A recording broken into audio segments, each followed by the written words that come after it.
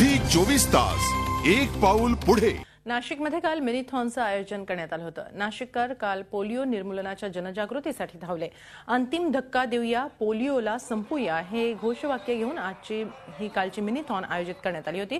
Rotary क्लबच्या माध्यमातून पोलिओच्या समूळ उच्चाटनासाठी जागतिक पातळीवर कार्य केलं जातं।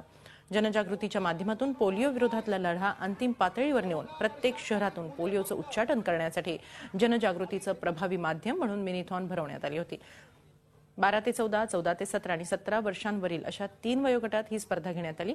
शालेय विद्यार्थ्यांसह शेकडो नाशिककर हुतात्मा अनंत कान्हेरे मैदानापासून ITI चौकातून मार्गक्रमण करत सातपूर मार्गे पुन्हा हुतात्मा अनंत कान्हेरे मैदानापर्यंत अशी 7.5 किलोमीटरची मिनीथॉन आयोजित करण्यात आली होती।